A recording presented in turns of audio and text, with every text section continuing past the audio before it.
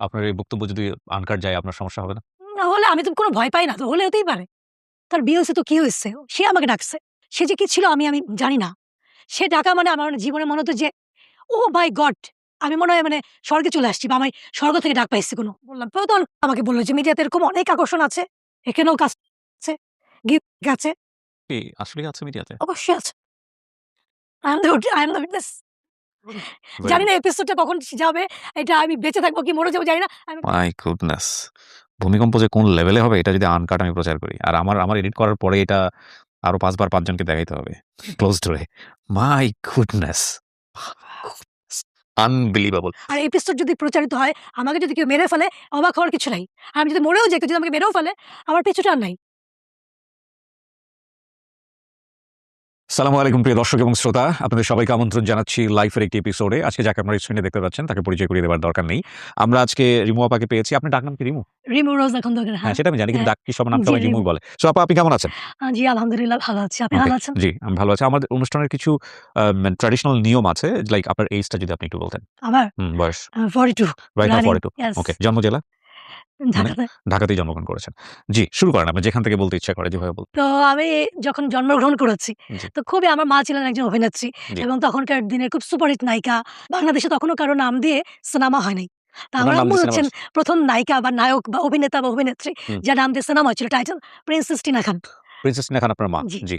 তো আমার যতটুকু মনে আছে যে আমার আম্মু আমাকে নিয়ে প্রচুর শপিং করতে গেছে। বলে, "আমি একদিন থাকবো না। তো হচ্ছে তোমার কি খেতে ইচ্ছা করতেছে বলো?" তো আমি খুব চকোলেটের পাগল ছিলাম। খুব চকোলেট, আইসক্রিম। হুম। যদিও আমার ভয়েস হাস্কিটা ঠান্ডার জন্য না বাই বর্ন এটা। আমরা দর্শকরা জানে সেটা। হ্যাঁ, হ্যাঁ, সেটাই হ্যাঁ।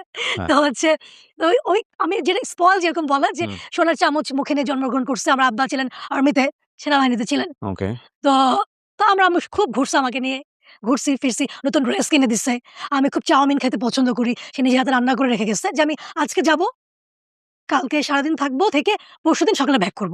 এরকম ১ রাতের জন্য। তো আমি ঘুমাই গেছি অ্যাজ ইউজুয়াল। সকালবেলা আম্মু যখন ঘুম থেকে উঠছে, আস্তে আমি শব্দ পাচ্ছি কপালে একটা চুমু দিয়ে গেছে। আমি আম্মুর হাত টেনে ধরছি যে, "আম্মু তুমি আমাকে নিয়ে চলো।" হুম। তো আম্মু বলতেছে যে, "মা এখানে যাচ্ছি আমরা ৪ জন যাচ্ছি। মোরশেদুল ইসলাম আঙ্কেল যিনি একজন নির্মাতা উনি, উনার ওয়াইফ ছিলেন মুন্নি আন্টি, আলমগীর আঙ্কেল, আম্মু।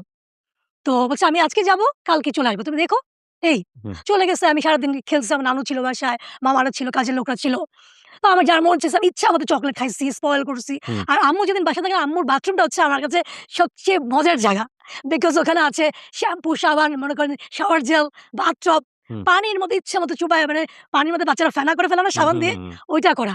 আমি ৩-৪ ঘন্টা আমি গোসলই করছি। আমাদের কাজের লোক, আমার নানি বা আমার মামারা কেউ টেনে আমাকে উঠাইতে পারে না। আজকে আম্মু যেহেতু বাসায় নেই আমরা আজকে খুব পিকনিক মুডে ছিলাম আমি খুব। আপনি একাই সন্তান? আমার আম্মুর একাই ছিলাম। ওকে, জি, তারপর? তারপরে আমার আব্বা তো দেশের বাইরে চলে গিয়েছিলেন। আর্মিতে ছিলেন। উনি হচ্ছে ট্রেনিং এ পাঠিয়েছে বা নাকি বাংলাদেশ গভর্নমেন্ট থেকে পাঠিয়েছিল নাকি উনি সৌদি আরব গিয়েছিলেন। তো সকালবেলা ঘুম ভেঙে গেছে আমার যে আম্মু তো চলে আসার কথা সকাল ১০টা বাজে। তো একটা টাইমে যেয়ে না কলিং বেল বাজছে। আমি ভাবছি ঠিক আমার আম্মু আসছে। তো আমি যেয়ে দরজা খুলতেছি না। আমি রেগে গেলে আম্মুকে বলতাম কি মাংকি, হুম, হুম, হুম, মাম্মি, মা, আম্মু, হুম, মাংকি। মাংকি তোমার আজকে পানিশমেন্ট তোমাকে ঢুকতে দিব না বাসায়। হুম, তুমি বাইরে থাকো। হুম, তো অনেকক্ষণ দরজা পাশে থেকে তো আসলে কেউ শুনছে না। কারণ কাঠের দরজা তো শোনা যাচ্ছে না। তো অনেকক্ষণ দরজা নাড়ছে। পরে একটা টাইমে যেয়ে আমার মামা এসে খুলে দিল। আমার নানিও তখন ছিলেন। তো বলল যে এরকম টিনা আপার অ্যাক্সিডেন্ট হচ্ছে। আমাদের ফোন আসছে। গতকাল রাতেই হয়েছে। তো ঢাকায় উনার বডি আনা হচ্ছে। তো আমি একটু শুধু শুনি নাই। আমি যখন দেখছি যে আম্মু নাই, তো আমি রাগ করে আবার রুমে চলে যেয়ে দরজা বন্ধ করে দিছি। হুম, আমি আর শুনি নাই যে কি বলছে। ইনফরমেশন ওটাই ছিল যে ফোন আসছে। একজন ফোন করেছিলেন হুম, যে উনার অ্যাক্সিডেন্ট হয়েছে। ওটা ছিলেন আখতারুজ্জামান, প্রখ্যাত পরিচালক, সাংবাদিক। আমার মামা ফোন করেছিলেন। তো আমার বাই দ্য ওয়ে আমার আম্মুর কোনো বড় ভাই ছিলেন না। আখতারুজ্জামান ছিলেন আমার মার বড় ভাই, গার্ডিয়ান এরকম। তো কতক্ষণ পরে আখতারুজ্জামান মামা আসছেন, এসে আমাকে নিয়ে যাচ্ছে, "চলো যাই।" আমি বললাম, "কোথায় যাবো মামা?" মামাকে আমি আগে থেকে চিনতাম। আমাদের মানে ফ্যামিলি যেহেতু আমার মা নিজের বড় ভাইয়ের মতো শ্রদ্ধা করতো, ডাকতো। সাংবাদিক থেকে আমার আম্মুই কিন্তু উনাকে পরিচালক বানিয়েছে। হুম, প্রিন্সেস রাখান কিন্তু উনিই পরিচালনা করেছিলেন। আমি কোথায় যাবো? এফডিসি যাবো। তো ওখানে গেছি যেয়ে দেখি যে এরকম অনেক লোক, ২ টা লাশ নিয়ে আসা হইছে। মানে ২০ তারিখে অ্যা সন্ধ্যার সময় ট্রাকটা ধাক্কা দিছে, গাড়ি পানিতে পড়ে গেছে। তো উঠাতে ২১ তারিখ হয়ে গেছে যখন লাশটা নিয়ে আসছে ঢাকাতে এফডিসিতে। হুম, হুম, তো ২১ তারিখে আমার মামা নিতে আসছে আমাকে যে, আমি আম্মুর কাছে যাবো।" বলে, "হ্যাঁ, চলো।" আমি খুব সুন্দর একটা ড্রেস পড়ছি, আম্মু ড্রেস কিনে দিয়ে গেছে। হুম, বলে কি, "হ্যাঁ, তুমি পড়ো।" আমি তো আর জানি না যে সেদিন যে আমার আমার আমি কি দেখব? তো ওখানে আম্মুর সব কলিগ থেকে আরম্ভ করে সুচরিতা আন্টি থেকে আরম্ভ করে শাবানা আন্টি থেকে আরম্ভ করে ওয়াসিম আঙ্কেল, রাজ্জাক আঙ্কেল সবাই এরকম আসছে। তো এরকম ২ টা লাশ আমি তখনও বুঝতেছি না যে কি হচ্ছে। তো নিপা মোনালিসা আন্টি একজন ছিল অভিনেত্রী। হুম। উনি আমাকে এসে আমাকে জড়ায় ধরে কাঁদতেছে। তা আমি না তখনও বুঝতেছি না যে কি হচ্ছে। খুব কাঁদতেছে। "চলো তোমার আম্মুকে দেখাই।" আমি বললাম, "আম্মু কি হয়েছে?" যে, "আম্মু নাই।" ওহো! আম্মু নাই, আম্মুর মুখটা স্মাইলি ছিল। আর হচ্ছে যেহেতু ট্রাকটা ধাক্কা দিয়েছে গাড়িটা পানিতে পড়ে গেছে। আম্মু আর আলমগীর আঙ্কেল সামনে ছিলেন। পিছনে ছিলেন মোর্শেদ আঙ্কেল আর উনার ওয়াইফ মনিরা আন্টি। তো উনারা আঙ্কেল হচ্ছে ফেরি টিকিট কাটতে গিয়েছিলেন। সেজন্য উনি বেঁচে গেছেন। হুম। আর মুন্নি আন্টি বেঁচে গেছেন হচ্ছে উনার চুল অনেক বড় ছিল। পিছনে গ্লাসটা ছিল ভাঙা। উনি ভেসে কোনরকম উঠতে পেরেছিল। কেউ একজন নেমে উনার চুল ধরে টানতে পেরেছিল। ওহো! তার মানে গাড়িটা ফেরির উপরে ছিল। না, না ফেরিতে উঠবে তার আগে। ওঠা অবস্থায় ছিল, পিছন থেকে ট্রাকটা এসে এসে ধাক্কা দিয়েছে। ইস! কিন্তু ওই পানি থেকে আর বের হতে পারেনি। না, আহাহা! তখন হচ্ছে শীতের দিন জানুয়ারি মাস। আপনি বোঝেনই তো যে ১৯৮৯ সালে শীত মানে প্রচুর শীত। আম্মুর একটা শাড়ি পেয়েছিলাম, একটা ইয়েলো কালারের শাড়ি পরা, পায়ে মোজা, হাতে মোজা, তারপর হচ্ছে স্কার্ফ পরা, কার্ডিগান পরা, ওর উপরে শাল, হুম। প্রচুর ঠান্ডা। তার মধ্যে আম্মু একটা বই পড়ছিল, দিবেন্দু পালিতর 'ঢেউ' একটা বই পড়ছিল। তো আমি পরে মনির আন্টিকে বলেছি যে, "আন্টি আমাকে একটু কাহিনীটা বলবেন যে সেদিন কি হয়েছিল? আপনি তো জানেন সবকিছু।" তো আম্মু বলছিল লাস্ট মোমেন্টে যে, "ইস আল্লাহ! সান পড়ে যাচ্ছে, আমার বইটা তো শেষ হচ্ছে না।" তো বইটার নামও ছিল 'ঢেউ'। আমার কাছে বইটা আছে। 'ঢেউ' ছিল বইটার নাম। তো শহীদ বুদ্ধিজীবী কবরস্থানে তাকে দাফন করা হয়েছে। তারপর আমার আব্বা তার ১৫ দিন পরে আসছেন। আসার পরে এদিকে আবার গন্ডগোল শুরু হয়ে গেল। কিরকম গন্ডগোল? যে আমাকে কে রাখবে? এইটা নিয়ে আব্বু দেশের বাইরে। হুম। আমার দাদিরা থাকে নবাবগঞ্জে, দোহার নবাবগঞ্জ যেটা কিনা ঢাকা এখন এক আসন যেটা একসাথে হয়ে গেছে। তো হচ্ছে আমি কোথায় থাকবো? কি করব? যেহেতু আমার আম্মা মারা গেছে। ২ মাস পরে আক্তারুজ্জামান মামা যে কিনা সাংবাদিক ছিলেন, পরিচালক, উনার কাছে আমাকে নিয়ে গেছেন। যে ঠিক আছে আমার আব্বুকে বলছেন যে, "ঠিক আছে আপনি আসেন। ততদিন ও আমার কাছে থাকুক।" আমার নানু, মামারা সবাই চুয়াডাঙ্গা চলে গেছেন নানির বাড়ি। হুম। আমার দাদিরা বা ফুপুরা যারা আসছিলেন সবাই যার, যার মতো নবাবগঞ্জ চলে গেছেন। তো আমি এরকম মামার বাসায় ছিলাম। মানে আপনাকে রাখার মতো কেউ নাই। না, ওকে। তারপরে হচ্ছে এদিকে আমি কোথায় ভর্তি হব, কি করব? আমার আম্মুর খুব ইচ্ছা ছিল আমাকে ভারতীয় সেরামসে দিবে। তো আমার আম্মু মারা যাওয়ার কিছুদিন আগে ভারতীয় সেরামস ঘুরেও আসছেন। হুম, এর আগে দার্জিলিং এ দেওয়ার জন্য খুব চেষ্টা করছে। শাবানা আন্টির মেয়ে পড়তেন। হুম। সুচরিতা আন্টির বাচ্চারাও পড়েছিলেন মনে হয়। তো, দার্জিলিং এ আমার আম্মু যেয়ে দেখে আসছে যে কেমন পরিবেশ কি সে। পরে আম্মুর মনে হলো কি দার্জিলিং তো আমি যখন তখন যেতে পারব না। ভারতীয় সেরামস বাংলাদেশের মধ্যেই আছে এবং কোনো মানে দার্জিলিং এর যে বোর্ডিংটা ওটার চেয়ে কোনো মানে খারাপ না এটা। হুম, তো এখানে দিলে আমি যখন ইচ্ছা তখন যেতে পারব দেখতে। জি। তো আমার আম্মু ঘুরে আসছিলেন। এদিকে আবার পতনের আন্দোলন শুরু হয়ে গেছেন। হুম, উনি গণঅভ্যুত্থান। কি হবে কি না হবে? আমার আব্বু আবার খুবই কাছের ছিলেন সাহেবের। হুম। জাতীয় পার্টি করতেন। খুবই কাছের ছিলেন। ওকে। একটু কফিটা খেয়ে নিই। জি, জি, প্লিজ টেক ইউর টাইম। তো যখন পতন হলো স্বাভাবিক আমার আব্বুরা যারা কাছের ছিলেন উনাদের সবাইকে স্যাক করে দেওয়া হয়েছে। ওকে। তো এর ২ দিন পরে মামা আমাকে নারায়ণগঞ্জ নিয়ে গেলেন। তো আমাদের যে মিসেস জয়াপতি ছিলেন MP, what's your father role? তুমি কোথায়? ফাদার রোল দেশের বাইরে, এর মধ্যে গন্ডগোল। এর মধ্যে আমার দাদি খুব প্যারা দিচ্ছে বিয়ে দেওয়ার জন্য। মানে আপনার সাথে আপনার বাবার কমিউনিকেশন কি? আমার কম্বিনেশন আমি কিছু জানি না। মানে বাবা আপনার সাথে যোগাযোগ করছে না? যোগাযোগ করছে না somehow আবার করছে মামার সাথে। আমার সাথে দেখা খুব কম হচ্ছে। কেন হবে এদিকে সে এরকম? হচ্ছে একটাই মাত্র মেয়ে আপনি। হ্যাঁ, না, উনি বেঁচে আছেন? না মানে ২০২১ এ করোনাতে মারা গেছেন। আপনার মনে হয় না যে এটা একটা বড় একটা মিসিং? মানে জি, কেন জি। এরকম এটা হবে? মিসিং হচ্ছে আর বাবার রোলটা অনেকেই ভাববে যে কেন সে এরকম? রাইট। এটা আমি এটার উত্তর নিজেও আছে বলব। আপনার কাছে? আমার কোনো উত্তর নেই এইজন্য যে আমার বাবা হচ্ছে তার মার জন্য পাগল। তার মা তাকে যা বলতেন সে সব সন্তানেরই হওয়া উচিত ঠিক আছে। ইটস কিন্তু ওকে বাট কি আমার তো একটা বেবি আছে। হ্যাঁ, আর আপনার মায়ের দিককার ফ্যামিলির কেউ? আমার মায়ের দিকের ফ্যামিলি আমি তো বললাম যে এখন যদি আমি বলি যে খুবই সত্যি কথা যেটা বলা হবে যে they all are না এবং খুব আমার মায়ের মামারাও নানির যে পিস এবং আমার দাদা ছিলেন না। আমার দাদাকে আমি দেখিনি। তো আমার ফুপুরা যখন আপনি দেখবেন যে আপনার বাবা আপনাকে ভালোমতো নিচ্ছে না বা একটু কেমন জানি করছে, তখন তো খাচ্ছে পুরো না, খাচ্ছে ফ্যামিলি না। ওরকম হয়ে যায়। তখন পুরো ফ্যামিলি কিন্তু এরকম হয়ে যাবে। তারপরে আমি ভারতীয় সেরামসে ভর্তি হলাম। বড় ক্লাসে উঠলাম। তারপর হচ্ছে ওই রুলস এর মধ্যে চলে গেলাম। Punctuality, discipline, neat and clean. Hmm, আমার সব কাজ নিজেরটা নিজের করা। প্রত্যেক মাসে হয় লাস্ট শুক্রবার গার্ডিয়ানরা আসতো। তো আমার সেবার কেউ আসে নাই। আমি এত কাঁদছি, এত কাঁদছি। তখন আমাদের একটা টিচার ছিলেন অপর্ণা চক্রবর্তী। উনি আমাকে বেশিরভাগ গাইড করত। ড্রেস এমনি করে পড়া, এটা করা, এটা করা, কেমনে করে কি করতে হয়, হোমসের যে রুলস গুলা। তো একদিন উনি আমাকে ডেকে বলতেছে যে, "তুই কাঁদছিস কেন? তোকে বুঝতে হবে যে তোর পৃথিবীতে কেউ নেই। এ তোর বাবা থেকেও নেই। তোর চাচারা, ফুপুরা বা দাদিরা বা তোর নানি, মামারা কেউ তোর খোঁজ নিতে আসে না। তুই কাঁদবি কার জন্য কাঁদবি বল? হুম, তুই মনে কর তুই একা, তোর কেউ নাই। তোর মামা কখনো আসলে আসবে, না আসলে না আসবে। এভাবে চলবি।" আমার বাবা ততদিনে বিয়ে করে ফেলছেন। আমার স্টেপ মার রুলসই বলেছিলেন পরে জানছি কন্ডিশন ছিল যে তার আগের ঘরের মেয়ে আসতে পারবে না আমাদের সংসারে। এবং তারপর তার ছেলে হইছে। আমার দাদি তো আরো বেশি খুশি। এখন আমি রিমু থাকলেই কি না থাকলেই তাতে কিছু যায় আসে না। হুম। এদিকে আমার দাদার বাড়িতে আমার মা বিশাল বাগান বাড়ি, পুকুর কিনছিল। ওগুলাও নাই। এদিকে আমার নানা ছিলেন ম্যাজিস্ট্রেট, সরকারি ম্যাজিস্ট্রেট। সে পাকিস্তান পিরিয়ডে অনেক বড় জায়গা পাইছিলেন। ওখানে আমার মা বাড়ি করছিলেন চুয়াডাঙ্গায়। ওগুলাও আমার কিচ্ছু আমি জানি না। সে আমার মামার নানিরা সবাই মজ মাস্তি করতেছে। এদিকে যে আমার লাইফ কি যাচ্ছে যে আমার ১ম আমি ভারতীয় সেনাবাহিনীতে যাওয়ার পরে আমি ১ম ঈদ হবে। আমি ঈদে যাব। আমাদের যে মিসেস সাত্তার যে টিচার ছিলেন, উনি আমাকে ডাকছে যে, "কালকে তো সবাই চলে যাবে, সবার গার্ডিয়ান আসবে। ঈদের ছুটিতে চলে যাবে।" উনার অফিস রুমে ডাকছে, আমি গেছি। একটা লাল স্কার্ট আমাকে ধরাই দিছে। Tops and skirt. এটা তুই ঈদে পড়বি। আমি বলছি যে, "সত্যি এটা আমি পড়বো? এটা আমার?" বলে কি, "হ্যাঁ।" আমি বলি, "মামা তো কিনে দেবে, আব্বু কিনে দিবে।" বলে কি যে, সে দিবে কি না দিবে তা জানি না। এটা আমার তরফ থেকে।" সে বলছে, "সত্যি আমার কোনো ড্রেস ছিল না। আমার টিচারের ড্রেসটা আমি পড়েছিলাম।" হুম। তো এইটা হচ্ছে কাহিনী। তারপর উম এই তো ভারতেশ্বরী হোমস। তারপরও ভারতেশ্বরী হোমসে ম্যাট্রিক করলাম। ম্যাট্রিক করার পরে ৩ মাস ছুটি। ছুটিতে আমি ১ম আমার দাদার বাড়ি গেছি। এর মধ্যে আমার এই যে ভারতেশ্বরী হোমসের যে জার্নিটা ৯০ থেকে ৯৬, তো খুব বেশি না, আমি ২ বার দাদার বাড়িতে গেছি। তাও আব্বু যখন আসছিল আমাকে দেখতে, আমি জোর করে গেছি। যতবারই গেছি আমার স্টেপ-মা আমাকে দেখে বাসায় থাকে নাই। আমার আব্বু জোর করে আমাকে কাউকে না কাউকে দিয়ে ঢাকায় পাঠায় দিয়েছে মামার বাসায়। তো আমি ১৯৯৬ সালে আমি ম্যাট্রিক পরীক্ষার পরে আমি ১ম ৩ মাস ছুটি। তো ৩ মাসে আমি গেলাম। আমি একা, একা চলে গেছি লঞ্চে করে মামাকে না বলে। তো যাওয়ার পরে আমি ভাইয়া ভারতের সেরামস থেকে আসতাম। ছেলে টিচাররা ছাড়া ওখানে ছেলে দেখতাম না। ছেলে দেখতাম কখন? তাও হচ্ছে যখন আমরা ১৬ ডিসেম্বর বা ২৬শে মার্চে ঢাকা স্টেডিয়ামে আসতাম, তখন ছেলে দেখতাম। ছেলে কাকে বলে দেখতাম। মেয়েরা ছেলেরা আমাদের দেখার জন্য পাগল হয়ে থাকে, বিকজ আমরা মিনি স্কার্ট পড়তাম, শার্ট পড়তাম, টাইট, আমাদের ড্রেসই ছিল ওরকম। তো এগুলো দেখার জন্য কিন্তু সবাই পাগল থাকতো। ভারতের সেরামস কখন আসবে? আমরা যখন নামতাম যে এখন ভারতের সেরামস আসবে, সবাই এত চিয়ার হইতো, এত মানে কথা হতো। তো আমি ছেলে কাকে বলে আমি দেখি নাই। তো ১৯৯৬ সালে যখন আমি গেলাম ৩ মাসের বেড়াতে গেলাম, তো ১ম এই গেছি, যাওয়ার পরে আমার কাজিনের সাথে দেখা হলো। তো এদিকে আমার স্টেপ আমাকে রাখবে না, আমার দাদি কিছু বলতে পারে না। তখন আমার চাচাতো ভাই এবার যে ঢাকা থেকে এবার যে নমিনেশন পেল, সে আমার স্টেপ মাকে ম্যানেজ করছে। চাচিও তো আসছে, থাকুক না কিছুদিন, ঘুরে যাক। তো জীবনের ১ম প্রেমে পড়া। Hmm, hmm. Oh my God! ঠিক ঠান্ডা হয়ে গেছে। Take your time. আমি আগে জানতাম যে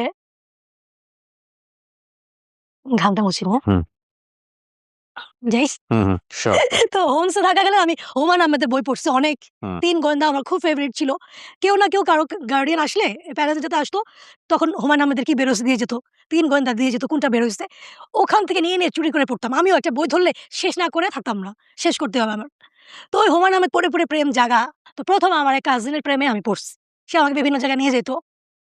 তো এরকম এদিকে ম্যাট্রিক রেজাল্ট হলো। আমার আবার ভারতীয় সেনাবাহিনীতে যাওয়ার টাইম আসলো। কিন্তু আমি আর ভারতীয় সেনাবাহিনীতে যাই নাই। ওকে, কেন? প্রেমের টানে।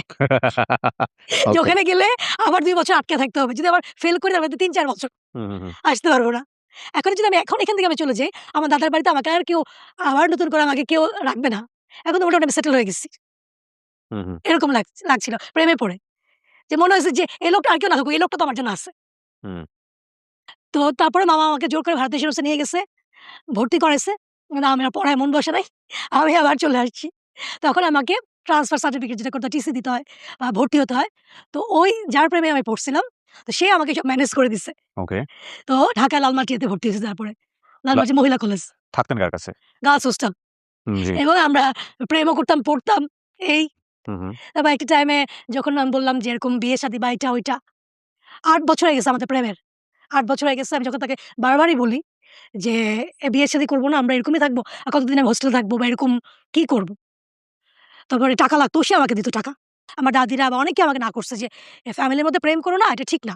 আর ওদের যে ফ্যামিলি, যাদের সাথে তার যে প্রেমে আমি পড়ছিলাম, তারা একটু অন্য টাইপের, খুবই গোঁড়া। আমার আম্মুকে ১ম এ মেনে নেয় নাই, অভিনেত্রী ছিল। হুম, আর তার মেয়েকে যে মেনে নিবে এটা তো কখনো না, অ্যাবসার্ড। পৃথিবী এপার থেকে ওপার হয়ে যাবে। ওরা কখনো এরকম করবে না। তো আমাকে সবাই না করছে। যে না করতো তার মনে হতো যে, সে তো আমার ভালো চায় না। ধ্যাৎ! কেউ আমার ভালো চায় না। হুম। মামা আমাকে বুঝাচ্ছে, আমি মামার ভালো চাই না। মামা আপনার বাসায় আমি থাকব না। আমি খুব এত, মানে আল্লাহ বলে না যে সবকিছু একদম সয়ে রয়ে করতে হয়। আপনি মানে অন্ধ হয়ে গিয়েছিলেন আরকি যেটাকে বলে। অন্ধ যাকে বলে, তার সাথে আমার এতদিনে জীবনে I got from him. হুম, তো আমার তখন আরো বেশি মনে হইছে যে এই লোকটা আমার সাথে চিট করবে না। যেহেতু তার সাথে আমার হইছে। হুম, এই লোকটা আর যাই হোক চিট করবে না। সে আমাকে নিজের দায়িত্ব নিচ্ছে। লালমাটিয়া মহিলা হোস্টেলে থাকতাম। সব টাকা সে দিত। হুম, হুম, প্রত্যেক মাসে ২ বার করে ৩ বার করে দেখা হতো। হুম, যখন যেখানে। সে যদি বলতো এখন দিন, রাত্রে আমি দিনই বলতাম। হুম, হুম, দিনরে বলতো যখন রাত সে যা বলতো আমি তাই একদম। তো যখন বলি তখন বলে যে ফ্যামিলিতে আমি বলি আসলে সবাই বলে যে, "না টিনার মেয়ে তো, টিনাকে তো আমার ফ্যামিলির কেউ পছন্দ করত না। তোমার দাদার ফ্যামিলি পছন্দ করত বা তোমার চাচারা পছন্দ করত, ফুপুরা পছন্দ করত, অন্য কাজিনরা পছন্দ করত। আমাদের ফ্যামিলি না।" তখন কিন্তু আমি মিডিয়াতে হাসি নাই। নরমাল একটা মেয়ে। মানে টিনার মেয়ে আমি, টিনা আমার মা। এটা কি কোনো এক্সকিউজ হতে পারে? যে কারো যে মেনে নিবে না ফ্যামিলিতে? হুম, হুম। কোনো এক্সকিউজই হতে পারে না। ইডেনে ভর্তি হইছি ফার্স্ট ইয়ারে অনার্স ফার্স্ট ইয়ারে পলিটিক্যাল সায়েন্স এ। ওকে। তারপর আমি এত ডিপ্রেশন এ চলে গেছি। আমার না তখন একটা হরমোনাল ডিসঅর্ডার তো হয়। আমি এখানে সরি ফর দ্য ইন্টারাপ্ট কারণ গল্পটার বাঁক তো অনেক দূর চলে যাবে হ্যাঁ, সামনে। আমি শুধু চিন্তা করছি ধরুন উনার মা যদি বেঁচে থাকতো বা উনার বাবার গাইডেন্সটা যদি উনার উপরে থাকতো তাহলে কি উনার জীবনে এত বড় ডিজাস্টার গুলো এত ইজিলি আসতে পারত? That's a big question. যতটাই চ্যালেঞ্জিং হোক না কেন একটা টিনেজের বয়সে কিন্তু একটা মেয়ে বা একটা ছেলেরা অনেক বেশি পরিমাণে আ এই জিনিসগুলোতে অনেক ডিপলি মোটিভেটেড থাকে। কাউকে ভালো লাগলে তার সেই পৃথিবী হয়ে যায়। তাকে ছাড়া অন্য কিছু চিন্তা করতে পারে না। এবং এগুলো আপনারা যদি একটু স্টাডি করেন দেখবেন যে সাইকোলজিক্যালি এগুলা সায়েন্টিফিক। বিশেষ করে অ্যাডোলেসেন্স পিরিয়ড এ তো খুবই সায়েন্টিফিক। ১ম প্রেম, ১ম ভালোবাসা, হ্যাঁ? তো এই জায়গাটা থেকে আসলে কতদূর যাবে, কতদূর স্টেপ নিবে, সেখানে সীমানা নির্ধারণ করার যে ব্যাপারটা এটা তো ও বুঝতে পারছে না। আমি বুঝতে পারছি না আমাকে আমার বাবাও অনেক সময় না করেছে, আমার দাদি না করেছে, আমার না, এই না কাজিনরা করার না বিষয়টা করেছে। আমি বলি। আপনার বাবার জায়গা থেকে আমি বলি উইথ ডিউ রেসপেক্ট আপনার বাবার নাটা আপনি শুনলে না শুনলেই বাকি। আমার কিছু যায় আসে না। এক্সাক্টলি কারণ বাবা যে আমার লাইফে অনেক বড় গুরুত্বপূর্ণ একটা ব্যক্তি সেটা কিন্তু উনার গল্পে আসছে না, না। আসে নাই। মা তো মিসিং, মা নাই। আর বাকি থাকে যারা উনারা ততদিনে উনি বুঝিয়ে গিয়েছিলেন আমার ব্লাড রিলেটেড কেউ আমার উপর অতটা ইমপ্যাক্ট ক্রিয়েট করে না। সুতরাং আমার ডিসিশন আমিই নিব। হ্যাঁ, এবং আমার ডিসিশন আমি নেয়ার ক্ষেত্রে যে এত বড় একটা ভুল ডিসিশন নিচ্ছি সেটা ওই বয়সে মনে হচ্ছে না। এটা একটা ফ্যাক্ট। জি, তারপরে? একটা টাইমে আমি খুব অসুস্থ হয়ে গেলাম। হুম, বিকজ হরমোনাল ডিসঅর্ডার হয় অনেক রকম সময় হয় বা এরকম একটা একটা একটা ধকল গেছে এটা একটা হয়। পরে বলে কি আমি অনেক বোঝানোর চেষ্টা করছি ফ্যামিলি থেকে মানছে না। তারপর অনেকদিন সে আমার সাথে কোনো যোগাযোগ করে নাই। প্রায় ৮-৯ মাস আমি জানি না। আমার খাওয়া-দাওয়া, লেখাপড়া সবকিছুই বন্ধ। মানে ওই সময়টাতে খরচও দিত না কিছু। কিছুই না। তারপর একটা টাইমে শুনলাম যে ও বিয়ে করে ফেলছে। হুট ওর করে, ফ্যামিলি থেকে ওকে বিয়ে দিয়ে দিছে ওকে। হুট করেই। হুম। আপনার ফ্যামিলি থেকে আপনার বাবা কোন যোগাযোগ করেনি ওই সময়টাতে? আমার আব্বা বলছে যে, "তুমি গেছিলা কেন? না করছে না তোমাকে সবাই?" তো হচ্ছে যখন আমি বললাম যে আমার আব্বাকে বললাম যে, "আব্বু ওরা এরকম করছে, এরকম এই সেই।" বলে কি যে, "হ্যাঁ, এটা তো করবেই। তোমাকে তো সবাই না করছিল। তুমি শোনো নাই কেন না?" তো ভাবছিলা যে পৃথিবী মানে ওই একা পৃথিবী তোমার, আমরা তো কেউ না। এই গল্পটা বিশেষ করে টিনেজের বাচ্চা যারা আছেন, মেয়েরা যারা আছেন, ছেলেরা যারা আছেন একটু মনোযোগ দিয়ে শুনেন। এবং ভুল আসলে অন্যের ভুল থেকে যদি শেখা যায়, তাহলে ওই ভুলটা নিজের জীবনে না করাটাই বেটার। সে বিয়ে-শাদী করার পরে কিছুদিন পরে এসে সে আমাকে নক করেছে। সে আমার সাথে দেখা করতে চায়। তারপরে আমি যাবো কি যাবো না আমি জানি না। আমি তো তার বিয়ে হইছে তো কি হইছে? সে আমাকে ডাকছে। ও এক ধরনের hypnotize ছিল। মানে সে যে কি ছিল আমি জানি না। সে ডাকা মানে আমার জীবনে মনে হতো যে, ওহ মাই গড! আমি মনে হয় মানে স্বর্গে চলে আসছি বা আমি স্বর্গ থেকে ডাক পাইছি কোনো। প্রেম এরকমই হয়। যদিও কথাটা একদম চরম পর্যায়ের ভুল। কারণ যে প্রেমের রেসপেক্ট থাকে না, সবসময় illusionistic ব্যাপার থাকে, সেই প্রেম ডেঞ্জারাস। ইলিউশন ছিল। সে যে ডাকতো আমাকে মনে হতো যে সে যদি আমাকে বলতো যে, "তুমি বিষ খাও" আমি আরো বেশি খাইতাম। এবং সে আমাকে বলছে যে, "তুমি লেখাপড়া করতে চাও তো?" আমি বললাম যে, "হ্যাঁ, আমার লেখাপড়া করাটা আমি ছাড়তে চাইনি।" তো তার সাথে আমি টাইম স্পেন্ড ও করব, সব ধরনের কোয়ালিটি টাইম স্পেন্ড করব। এটা এক ধরনের আমার ইয়ে ছিল যে আমার লেখাপড়ার প্রতি একটা লোভ ছিল। যে তার সাথে থাকলে মনে হয় আমি লেখাপড়াটা করতে পারব। সে আমাকে যে টাকাটা দিচ্ছে, সে শুধুমাত্র আমাকে ভালোবেসে দিচ্ছে না, আমার লেখাপড়ার খরচটা দিচ্ছে। আমি খুব পজিটিভ ওয়েতে ধরছি। আমি কোনো নেগেটিভ ওয়েতে ধরি নাই। তার হুম, সাথে থাকলে আমি মাসে টাকাটা পাবো। সেটা দিয়ে আমি আমার যাওয়া আসা, আমার কাপড়-চোপড় বলেন, আবার বই খাতা বলেন, আমার টিউটোরিয়াল ফি বলেন, কলেজের ফি বলেন সব দিতে পারবো আমি। লেখাপড়াও কিন্তু একটা মোহ ছিল আমার যে ওর সাথে থাকলে আমি লেখাপড়া করতে পারবো। ও আমাকে সাপোর্ট দিবে। অন্য কেউ আমাকে হলে আগে আরো বিয়ে দিয়ে দিত। হুম। কারণ আমি যখন আমার দাদার বাড়িতে চলে গেছিলাম, তখন আমার অনেক বিয়ের প্রস্তাব আসছে। অনেক ভালো। যে মেট্রিক পরীক্ষার পরে মেয়েদের বিয়ে হয়ে যায় না? দেখতে যে সুন্দর আল্লাহ শুনছি যে এই মজ্জেম চাচার মেয়ে আসছে বা মজ্জেম আঙ্কেলের মেয়ে আসছে বা অনেকের আব্বুর নাম বলত যে খন্দকার সাহেবের মেয়ে আসছে। তো এরকম আমার এত বিয়ের প্রস্তাব আসছিল। সে আমাকে ওই যে ডাইভার্ট করে সে ঢাকায় নিয়ে আসলো। হুম। যাতে আমি অন্যদের কথা না শুনি। কোন ভালো থেকে আমার বিয়ে হোক সেটাও সে চায় নাই। আমাকে বলছে, "তুমি তো লেখাপড়া করতে চাও না?" "হ্যাঁ।" তো আমার সাথে থাকলে তুমি শুধুমাত্র পাবা। অন্য জায়গায় বিয়ে হবে, তোমাকে সংসারে বাচ্চা-কাচ্চা হবে, সংসারে লেখাপড়া কেউ তোমাকে করাবে না। সে আমাকে এটাও মাথায় ঢুকাইছিল। জি, আপনাকে উনার বিয়ের পরে ডেকেছে বা কিছু একটা ওই গল্প ছিলেন, হ্যাঁ। তো বিয়ের পরে যখন ডাকছে তো আমি গেছি। আমি বললাম যে, "হ্যাঁ, বলো আমি জানি। আমি বুঝতে পারছি। তোমাকে জোর করে বিয়ে দিয়ে দিছে, তাই না?" না ওর কিছু বলার আগেই আপনি বলে হ্যাঁ, হ্যাঁ। যাচ্ছেন। আমাকে এজন্য তুমি মনে হয় আমার সাথে যোগাযোগ করতে পারো নাই। বলে কি, "না, আমাকে" কথা বলছে ওর ভাই ছিল ইমিডিয়েট বড় ভাই। বলছে যে, "ভাই বলছে যে যদি তুমি এরকম ওকে বিয়ে করো, তাহলে আমাদের বিজনেস থেকেও তোমাকে আমি ডাইভার্ট না এটা কি বলে এটাকে? বাদ দিয়ে দিব। বাদ দিয়ে দেব। কোনো ফ্যামিলির কোনো সম্পদও তুমি পাবা না, কোনো কিছুই পাবা না। তো এখন একমাত্র তোমার সাথে আমি যোগাযোগ রাখতে পারব, আমি যদি একটা বিয়ে করি, আমি যেটা বিয়ে করছি রিমু।" হুম। পরে আমার জানি কেন জানি না সেদিনকে আমার কোনো বুদ্ধি খুললো বা কিছু খুললো কিনা জানি না। এই কথাটা যখন সে বলল না, আমি তাকে কিছু না বলে আমি চুপচাপ আমরা লালবাগের কেল্লায় দেখা করতাম। এমনি দেখা করতাম লালবাগের কেল্লায়। ও ১ম উনার বিয়ের পরের দিন দেখা হইছে, 2nd যেদিন আরেকবার ডাকছে সেটা লালবাগের কেল্লা ছিল। সেদিন যখন সে আমাকে খুলে বলতেছে যে, "না আমি পারছি না, এই না সেই না অনেক কিছু। এখন থেকে প্রতিদিন যোগাযোগ থাকবে। তুমি নাম্বারটা চেঞ্জ করে ফেলো।" একটা মোবাইল দিয়ে গেল, সিম দিয়ে গেল, চেঞ্জ করে দিল নাম্বার। এই যেটা ও ছাড়া আর কেউ জানবে না পৃথিবীতে। তো ও বলতেছে যে, "তোমার তো অনেক খরচ বাকি আছে।" আমি বললাম, "কলেজে তো আমি যাই না। আমার তো ১ বছর গ্যাপ এমনি হয়ে গেছে অনার্সে। এটাকে আবার নতুন করে শুরু করো।" কোন সাবজেক্ট ছিল? Political science. ওকে। তো বলে নতুন করে শুরু করো। আমার যা তোমার কোথায় কিছু ডিউ আছে কিনা বলো। আমি দিয়ে দিচ্ছি এই সেই। সেদিন সে আমাকে মোটা অঙ্কের একটা টাকা আমার হাতে দিছে। দিয়ে চলে গেছে। এর কতদিন পরে জানি কি হইছে একটা সামহাউ ওই যে আমি নতুন করে আবার ইডেনে ভর্তি হব। তো গার্ডিয়ান এর একটা সিগনেচার লাগবে। আমি কার দিব কি করব? তাকে আমি বসলাম। সে তখন বলছে, "ঠিক আছে তাহলে তুমি ফর্ম নিয়ে আসো লালবাগের কেল্লায় আমরা বসি।" তো ওখানে সে আসছে আমাকে সিগনেচার সবকিছু ফর্ম-টর্ম ফিল আপ করে দিছে। তো সেদিন আমাকে বলতেছে যে, "রিমু আমি হয়তো বেশিদিন এই জিনিসটা কন্টিনিউ করতে পারব না। আমি তোমাকে মাঝে, মাঝে টাকা দিয়ে যাবনে।" তখন সেদিন আমার মাথা খুললো কি খুললো না আমি জানলাম না। সেদিন না আমি ওর দিকে অনেকক্ষণ তাকাইছিলাম। কিবরিয়া ভাই যে এতদিন কাকে আমি ফেরেশতা মনে করছি? কাকে আমি মনে করছি যে আমার সব আমার পৃথিবী। পৃথিবী আমার আত্মার জন্য আমার যে কিনা আমাকে না বাঁচালে আমি বাঁচতাম না। আমার ভারতীয় সেরকম ফ্রেন্ডরা বা আমার অনেক কাজিনরা অনেক দূরসম্পর্কের কাজিন হলেও কাজিনরা আমাকে বলছে যে, "এগুলো করো না।" মামিরা বলছে আক্তারের জন্য আমার ভাইয়ের বউরা বা উনার ওয়াইফ ও বলছেন যে, "এটা করো না। এগুলা কেউ মানবে না বা এগুলা ঠিক না।" তো তখন আমি না ভাবলাম কি যে আমি কারে আমি এতদিন পৃথিবী মনে করছি। আমি কিছু না বলে রিক্সায় উঠে আমি চলে আসছি। তখন আমি নিজে কি করলাম মোবাইলও আছাড় দিয়ে ভেঙে ফেলছি, সিমও ভেঙে ফেলছি, মোবাইলই রাখবো না। রাখিনি আর। পরে আমার স্ট্রাগল আমি শুরু করলাম। প্রিয় দর্শক এবং শ্রোতা আমাদের এই এপিসোডটি ২ দিনে রেকর্ড করা হয়। সো ইউজুয়ালি আমাদের ড্রেস দেখে আপনারা হয়তোবা একটু ভড়কে যেতে পারেন যে না হঠাৎ করে আবার নতুন ড্রেস কিভাবে আসলো। আমরা একটা পার্ট যতক্ষণ আপনারা দেখে ফেলেছেন ততটুকুর পরেরটুকু আমরা আরেকদিন ধারণ করেছি। সো ওখান থেকে আমরা আবার কন্টিনিউ করছি। জি।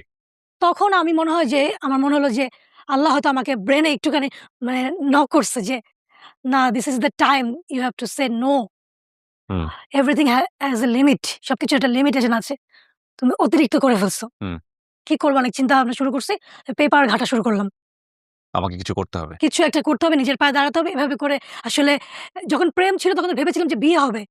তখন একটা জিনিস আলাদা ছিল যে আপনি আমাকে টাকা দিচ্ছেন বা হুম, এটার পিছনে একটা রিজন ছিল যে ঠিক আছে আমি তো তার ওয়াইফই হব না? রাইট। তারপর হচ্ছে একজনের মাধ্যমে খবর পেলাম যে আমার বাসার সামনে একটা কিন্ডারগার্টেন স্কুল আছে, বাচ্চাদের স্কুল। সকাল থেকে দুপুর ১২টা ১২:৩০ পর্যন্ত বাচ্চাদের পড়ায় আমি ইডেনে ক্লাস করতে যেতে পারব। হুম, জি। রাবিতা নামে একটা হোস্টেল ছিল। তো ওখানে ফিরে গেছি। ওখানে আমার একটা সিঙ্গেল রুমে আমি থাকতাম। তো হচ্ছে এবং রাবিতা যার নাম দিয়ে হোস্টেলটা ওই বাচ্চাটাকে আমি পড়াতাম। আচ্ছা। তো এটাই আমার আসলে ১ম বেতন আমার হচ্ছে পেতাম ৳১৫০০ আর ওর কাছে ওকে পড়াতাম যে আমি ৳৫০০। এই ৳২,০০০ আমার সম্বল।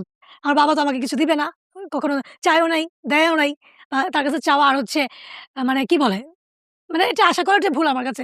তো ১ বছর করছি। করার পরে দেখলাম যে আসলে সেলারি এত পুয়ার মানে হচ্ছে না। ক্লাস ঠিকমতো হচ্ছে না। বাচ্চাদের ছোট বাচ্চাদের পড়াতে তো অনেক প্রেশার। মানে অনেক পেশেন্স লাগে, ধৈর্য লাগে। তো সবকিছু মিলে আমার পড়াটা ঠিকমতো হচ্ছে না। হুম, পরে আমি আরো সার্চ করছি। তারপরে আমি একটা বাইং হাউস এর জব পেলাম। Front desk officer. Okay. Garments oriented company ছিল। জি। তো ওখান থেকে আমার একজনের সাথে পরিচয় হলো। সে আমাকে একটা ভালো জায়গায় বলল যে, "তুমি ওখানে যেতে পারো।" তারপর আমি শিফট হলাম ২ বছর পরে টেক্সটাইল। তো ওখানে আমি আমার এমডি স্যারের পিএস হিসেবে ছিলাম। তো তার যত মেইল আসে এগুলো হুম। করেসপন্ডিং করা বা তার মিটিং ফিক্স করা এটা ওটা সবই আমি করতাম। তো আমি জব করছিলাম ভালোই। স্যার আমাকে নিজের মেয়ের মতো দেখতেন। কর্পোরেট জগতের অনেক কিছু আমি দেখে ফেলছি। কি হলো? যেমন হচ্ছে বায়াররা আসতো স্বাভাবিক তার আমি পিএস। তার সাথে আমাকে যেতে হতো অনেক জায়গায়। তো একটা বায়ার ছিলেন বেলজিয়ামের একটা বায়ার। তো সে আমাকে অনেক পছন্দ করত। আমি আসলে জানি না। আমি ভাবতাম যে হেভি সুইট গার্ল রোজা এরকম করত। রোজা বলে ডাকতো। রোজাকে রোষা বলত হুম, রোষা বলে ডাকতো। তো এরকম যাওয়ার সময় না আমাকে $100 এরকম দিয়ে যেত। তাই আমি ভাবতাম যে হয়তো আমি গেছি এদের একটা অভ্যাস তুমি কিছু কিনো বা এটা এরকম থাকে না?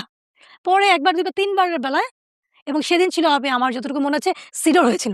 হচ্ছে কি যে সেদিন আমার ১ম আমি কোনদিন 5 স্টার হোটেলের যে ডিনার বা এরকম একটা এর এনভায়রনমেন্ট আগে আমি কখনো দেখি করা নাই। হয়নি। Hmm, this is the first time আমার মানে খুবই একটা ভালো লাগা ছিল যে আমি 5 স্টার হোটেলে তো মানে হচ্ছে গেলেন কিভাবে 5 স্টার হোটেলে? আমি গেলাম কি করে, স্যার যেহেতু উনি বলল যে এই কোম্পানির ওনারে একটা পার্টি রাখছে, উনি নিনাদ থ্রো করছে। ওকে, এর মধ্যে একটা জিনিস স্যাম্পল মিসিং হয়ে গেছে। ওকে। যে হচ্ছে আমি জাস্ট খালি আমার অফিসের গাড়ি নিয়ে যাবো গাজীপুরে। যার ৪ টা স্যাম্পল এরপর দিন সকালে উনার ছিলেন ফ্লাইট ছিল আর্লি মর্নিং এ। হুম, তো হচ্ছে তো আমাকে স্যার বলল কি যে, "সবাই তো এখন চলে গেছে। তুমি এক কাজ করো। তুমি আমার গাড়িটা নিয়ে যাও। তুমি জাস্ট খালি স্যাম্পলটা নিয়ে একবারে ডিনারে জয়েন করো।" হুম। যেয়ে দেখি যে স্যাম্পল রেডি হয় নাই। আমি যেয়ে কাপড় কাটাইছি। ৪ টা কালারের ৪ টা সাইজ এরকম সবকিছু মিলে হতে প্রায় ১:৩০ ২:০০ বেজে গেল। ডিনার-টিনার সব শেষ। এদিকে আমার স্যার আমাকে বলছিল যে আমি স্যারকে বললাম, "স্যার একটা যে ভালো জায়গায় যাবো এরকম আমার তো ওরকম ভালো ড্রেস-টেস নাই।" তো স্যার আমাকে টাকা দিছিল। আমি খুব সুন্দর কিছু মনে আছে যে কোটের মতো কিনছিলাম। তো হুম, যেভাবে হয় আরকি যে অফিসের যে মিটিং গুলা বা ডিনার গুলা হুম, যেরকম হুম। হয়। তো পরে এরকম ডিনার-টিনার সব শেষ। আমার ঢাকায় ফিরতে দেখতেছি যে কারেন্ট চলে গেছে। কয়েক জায়গায় রেডিসনের সামনে গাছ পড়ে আছে। ওকে। তো হচ্ছে পরে কোনরকম যেয়ে পৌঁছালাম। পরে আমি মানে যে ছিলেন ফ্রন্ট ডেস্কে তাকে বললাম যে, "আমি উনার সাথে দেখা করতে চাই। উনার কিছু স্যাম্পল আছে। উনার তো কালকে সকালে ফ্লাইট।" বলে কি, "উনি তো ঘুমায় গেছে, আপনি রেখে যান।" তারপর জাস্ট আপনি জানান যে আমি এসে দিয়ে গেছি। আমি জাস্ট এনশিওর হওয়া যে ঠিক আছে আমি দিয়ে গেছি। আমি জাস্ট এটুকু বলব যে, "স্যার আমি রেখে গেছি, আপনি নিয়ে নিন।" এটা কাকে দিচ্ছেন? মানে বেলজিয়ামের ওই বেলজিয়ামের জি। উনি ওকে, উনি স্যাম্পল নিয়ে যাবেন। ওকে। উনার স্যাম্পলের ইস্যু ছিল এটা। বেলজিয়ামের বায়ার। বায়ার। ওকে। এদিকে আমাকে যখন রিসেপশনে যে লোকটা ছিলেন বলল যে, "আমি রেখে দিচ্ছি, দিয়ে দিবনে। একটু ফোন করেন, যদি জেগে থাকে তাহলে ফোনটা ধরলে জাস্ট জানুক যে আমি আসছি, আমি দিয়ে গেছি।" আমি আমার থেকে ক্লিয়ার হওয়ার জন্য। এর মধ্যে ফোন উনি ধরছেন। তো বলল কি যে আমাকে যেতে বলল রুমে। তো আমি বললাম রুমে যাবো। তখন আমাকে রিসেপশন থেকে বলতেছে, "আপনার কাছে কি আইডি আছে? Voter ID?" তো আমি বললাম কি যে, "ছিল না আমার কাছে, সত্যি কথাই।" আমি বললাম, "না ছিল না।" বলে কি, "না, উনার রুমে যেতে হলে তো লাগবে।"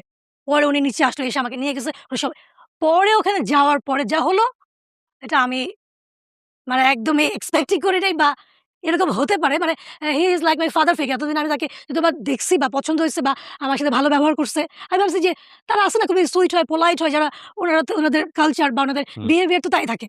তার কাছে তো আমি ডটার মানে কন্যার মতোই। হুম, তার বয়স ভালোই ছিল। হুম, তো সে আমাকে যে প্রপোজাল দিল বা দরজা বন্ধ করে দিল বা এটা ওইটা হুম। আমি এক্সপেক্টই করি নাই।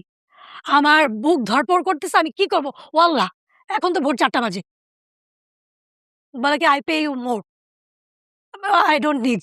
Please I have to go. আমার যেতে হবে। দরজা খুলে আমি অনেক কষ্ট করে আমি দরজা খুলে বের হয়ে গেছি। তো এর মধ্যে সকাল হয়ে গেছে। হুম, পরে আমার এমডি স্যার, আমি সেদিন অফিসে যাব না। উনি আমাকে ডেকে নিয়ে গেছে যে, "কি হইছে বলো? কি করছো আমার বায়ারের সাথে? তুমি জানো আজকে যেই রাতে যে ডিনারটা হলো কত ইউরোর চুক্তি হইছে?" আমি বললাম, "কত হতে পারে?" বলে, "বাংলাদেশী টাকায় প্রায় ১০ কোটি টাকা।" হুম। তো আমি বললাম কি যে, "স্যার আপনি তো আমাকে মেয়ের মতো দেখেন না? আপনার কাছে কি বায়ার বড় নাকি আপনার মেয়ের সম্মান বড়? এটা আমাকে একটু বলেন।"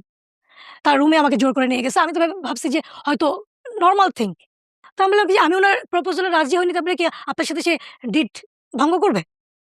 বলে, হতে পারে তাই।" উনি ছিলেন পাবনার লোক। উনারা একটু পাবনার ল্যাঙ্গুয়েজ এ কথা বলত। তো বলছে, "স্যার আপনার কাছে কি ইম্পোর্টেন্ট বায়ার? তাহলে আমি আর এখানে জব করব না। সরি।" পরে আমার ওই জবও গেল। তারপর আবার শুরু হলো জব হান্টিং। তারপরে দেখলাম যে ওই যে আমি বলেছিলাম যে আমার খুব ইচ্ছা ছিল পাইলট হব বা ডাক্তার হব। আমার আম্মুর ইচ্ছা ছিল আমি ডাক্তার হব। তো তখন ভাবলাম কি যে আমার তো একটু ঘোরার শখ আছে। আমার কিন্তু ঘোরার খুব শখ ভাই। ভেরি জানি গুড। না এপিসোডটা কখন যাবে। এটা আমি বেঁচে থাকবো কি মরে যাবো জানি না। আমি কিন্তু এভারেস্টে যাবো। আমার অনেক দিনের ট্রেকিং করতে যাবো। তো আমি জানি না গুড আমি লাক। বেঁচে থাকলে হয়তো ইনশাআল্লাহ মানুষ বেঁচে দেখবে। থাকবেন। জি। যদি মারা যাই এটা হয়তো দেখবে মানুষ যে তার আগে আমি বলে গেছিলাম। তো দেখলাম কি এয়ারলাইন্স এ হচ্ছে কেবিন ক্রু নিবে। হুম। তো ওখানে আমি যোগাযোগ কেবিন ক্রু করলাম। মানে কি এয়ার হোস্টেস? এয়ার হোস্টেস, হ্যাঁ। তো ওখানে আমি যোগাযোগ করলাম। যোগাযোগ করার পরে ওখানে আমাদের ট্রেনিং হয়। এর মধ্যে হচ্ছে আমাদের যে যে মেইন যে এই সেক্টরটা দেখে কেবিন ক্রুদের ট্রেনিং সংক্রান্ত যে ম্যানেজার, উনি দাদা তো হচ্ছে উনার আবার অনেক হট কানেকশন অনেকের সাথে আছে। তো আমি জানতাম না। তো উনি প্রায় বলত কি যে, আমাদের রাত হয়ে গেলে বা হয়ে গেলে উনি আমাদের মাঝে নামায় দিত। তো একদিন উনি আমাকে বলতেছে যে, "চলো একটা জায়গায় তোমাদের নিয়ে যাই।" তো আমি বলছি, "আমি তো কিন্তু মেয়েদের হোস্টেলে থাকি। ১০ টার পরে কিন্তু গেট ১০ টা পর্যন্ত মানে এলাও করে। ১০ টার পরে এলাও করে না।" বলে কি, "না, না ততক্ষণে তোমাকে আমি ছেড়ে দিব, দিয়ে আসবো।" তো উনি আমাকে নিয়ে গেলেন একটা জায়গায়। পরে যেয়ে জানলাম যে এটা একটা অ্যাম্বাসেডরের বাসা। ওকে। ওখানে যেয়ে দেখলাম মানে আমি খুব মিডিয়া মানুষদের চিনতাম না। কারণ যেহেতু ভারতীয় সিনেমাতে লেখাপড়া করছি, মিডিয়া সেক্টরটা আমার একদমই তখনো পর্যন্ত আমার মা যে এত বড় অভিনেত্রী ছিলেন এগুলো আমি অনেক পরে জানছি। বা সে কি করছেন বা কি না করছেন আমি অনেক পরে জানছি। কিবরিয়া ভাই, আমার মিডিয়া সেক্টর সম্পর্কে আমার সত্যিই কোনো ধারণা ছিল না। একমাত্র আনন্দলোক পড়তাম আমি। এটা আমার খুবই একটা নেশা ছিল। হুমায়ূন আহমেদের বই পড়তাম, ৩ গোয়েন্দা পড়তাম আর আনন্দলোক। এটা আমার আম্মা থাকা অবস্থা থেকে আমি পড়তাম। তো ওখানে যাওয়ার পরে আমার কিছু মুখ আমি চিনছি। বিকজ আমি পেপার পড়তাম প্রতিদিন। পেপারের মধ্যে বিনোদনের পাতা আসতো। যার কারণে কিছু মুখ আমি চিনছি। ওখানে একজন লোকের সাথে আমার পরিচয় হলো। উনি মানে সম্পাদক ভাই। ওকে। তো দেখলাম অনেক নামকরা মডেল অনেকের আছে। তো উনার যেটা অভ্যাস ছিল যেটা আমি বুঝেছি যে নতুন কেউ দেখলে উনি আসে কথা বলতো নিজে, নিজেই। তো উনি আমাকে জিজ্ঞেস করতেছে, "তুমি কি করো? কি এই সেই অমুক-তমুক।" তো আমি তো এখন বয়স হয়ে গেছে 42 প্লাস। তখন তো আমার বয়স আরো কম। হুম। আরো বেশি সুন্দর ছিলাম। তারপরেও তো তো উনি আমাকে বলতেছে যে, "এরকম মডেলিং করবা কিনা?" এই সেই। আমি বললাম, "না, না আমি তো এয়ারহোস্টেস হবো।" ১ম এ তো আমি শুনছি যে আমাদের ডোমেস্টিক দিয়ে শুরু হবে, তারপরে তো ইন্টারন্যাশনাল শুরু হবে। হুম। আমি আসলে ওই জগতেই থাকতে চাই। তারপরে উনার সাথে আমার দেখা হইছে কয়েকবার। তারপরে হচ্ছে ওখানে যে দেখলাম যে অ্যাম্বাসেডর মানে পারলে সবাই উনার উপরে হুমড়ি খেয়ে পড়ে এরকম অবস্থা। অনেক খাবার, অনেক অ্যালকোহল, অনেক কিছু আড্ডা, হুম। অনেক আড্ডা। তো হচ্ছে মানে আমি ভাবতেই পারি নাই যে এরকম হইতে পারে। আমার কাছে খুব মানে অফেন্ডেড লাগছিল খুবই। মানে এরকম হতে পারে বা এখানে আমি কেন আসছি? কেন? এখানে তো this is not my part of job. Hmm. পরে আমি খুব রাগ করে আমি বলছি যে, "আমি চলে যাবো। আমি থাকবো না এখানে। প্লিজ আমাকে যেতে হবে। ১০ টার পরে তো আমাকে ঢুকতে দেবে না হোস্টেলে।" পরে আমি চলে যাবো। তারপরে উনি বাধ্য হইছে নিয়ে যাওয়ার জন্য। আরো ২ টা মেয়ে ছিল। ওদের নামায়ে আমাকে ড্রপ করছে। আমি বলতেছে, "তুই এত গাধা কেন? এত বোকা হয় মানুষ?" আমি বললাম যে, "কেন দাদা কি হইছে? ওখানে নিয়ে গেছি কেন জানিস?" আমি বললাম, "কি? হোয়াট?" বলে, "অ্যাম্বাসেডর এর কথা কত কিছু হতে পারে জানিস? হয়তো তোর জব হতে পারে দূতাবাস আছে ওখানে বা কোনো এয়ারলাইন্স এ ভালো।" আমি বললাম কি, "দাদা আমি তো এখন কেবল শুরুই করিনি। ট্রেনিং করতেছি। ৩ মাস হইছে। এখনই সে আমাকে নিবে, রিক্রুট করবে?" হুম। তো ও বলতেছে, "না, না এরকম যোগাযোগ থাকা ভালো। এই যে পরিচয় হলো।" এই সেই অমুক-তমুক। তো এরকম আমি করতেছি। আমার না দিন তার প্রতি আমার যেটুকু ভালোবাসা বা ভক্তির শ্রদ্ধা ছিল উঠে যাচ্ছে। তার চেহারা আমার বিভিন্ন রকম ভাবে মুখোশ। দেখতেছি যে উনি হচ্ছে বেসিক্যালি হি ইস এ সাপ্লায়ার। ওকে। সাপ্লায়ার বা মেইন সাপ্লায়ার যদি বলা হয় সে এবং রাজু তারা ২ জন এবং সে কিন্তু সালমান এফ রহমানের কাছের জন ছিলেন। এ চৌধুরী। আপনার এই বক্তব্য যদি আনকাট যায় আপনার সমস্যা হবে না? না হলে আমি তো কোনো ভয় পাই না। তো হলে হতেই পারে। উনার জীবনের যে গল্পটা, এটা যদি হুবহু আনকাট একেবারেই আনএডিটেড অবস্থায় আমি প্রচার করি, বাংলাদেশের এই মুহূর্তে সবচেয়ে বড় ইস্যু কি? ফেব্রুয়ারির ইলেকশন। এটার চেয়ে বড় ইস্যু বাংলাদেশে এই মুহূর্তে নাই। কিন্তু আমার কেন জানি মনে হয় সেই ইস্যুর পরের ইস্যু হয়ে যাবে আমারই এপিসোড। কজ উনি যা বলতেছেন এবং যাদেরকে নিয়ে বলতেছেন, তাদেরকে চিনে না বাংলাদেশে এমন কেউ নাই। And this is not the first time. আমি অনেক মানুষের অনেক বিগ সেলিব্রিটি, বিগ শট এর ইন্টারভিউ করেছি এবং কিছু এপিসোড ছিল ইটস লাইক বুম! মানে আজকে প্রচার হলে কালকেই বুম হয়ে যাবে পুরো সোশ্যাল মিডিয়া। বাট আমার এডিটোরিয়াল সেন্স থেকে আমি কখনোই ওই ক্যাবাসটাকে টার্গেট করিনি। আমাদের আসলে টার্গেট অন্য জায়গাটায়। পুরো গল্পটা আপনারা শোনেন, আপনারা বুঝতে পারবেন যে একটা প্যারেন্টাল গাইডেন্স ছাড়া বাংলাদেশে একটা মানুষের জীবন কেমন হয়, কতটা ফাইট করে তাকে টিকে থাকতে হয় এবং দিন শেষে তাদের জীবনটা কি দাঁড়ায়। There is a great message. জি, প্লিজ। আর ১.৫ মাস ছিল। হলে আমাদের ট্রেনিং শেষ হয়ে যেত। আমি কোনরকম শেষ করছি। এর মধ্যে সাথে সে প্রায় ফোন দিত। "এই মডেলিং করবা কিনা?" সুন্দর আমাকে ছবি পাঠাইতো। যে এরকম এই শাড়ির করবা কিনা, এটা করবা কিনা? এরকম অনেক অফার দিত।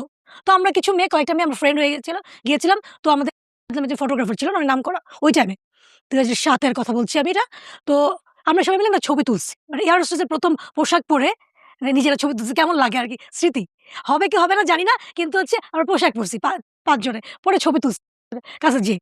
তো হচ্ছে একদিন কি করছে আমি না ছবি আনতে গেছি। এদিকে আমার সাথে অনেক ঝগড়া লাগছে। আমি আপনাদের জব করবই না। কারণ হচ্ছে এর মধ্যে আমাকে ফোন দিছে গুলশান ক্লাবে যাওয়ার জন্য।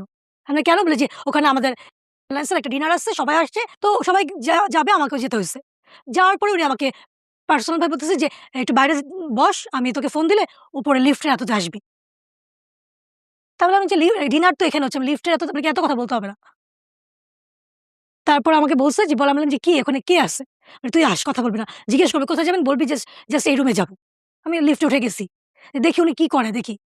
হুম। তা বলে কি না একটা ভালো মিটিং করাবো তোর সাথে। আমি বললাম, "আমি একা?" আমার কাছে এটা অবাক লাগছে। বলে কি না তোকেই পছন্দ করছে ওরা। উনি বা উনারা। পরে আমি জাস্ট যেয়ে দেখি of course mister is there. Didn't then time ওই উম সময়ের যিনি ছিলেন। জি। ওকে। তো ওই যে আমাকে বলছে যে, "উনার সাথে কিছু কথা বলো। তোমার উন্নতি হবে ভালো। সবকিছু দেখভাল করবে।" আমি বলছি, "সরি।" মিস্টার ওখানে ছিল সেদিন আমার ১ম দেখা হয়েছিল মালিকের সাথে।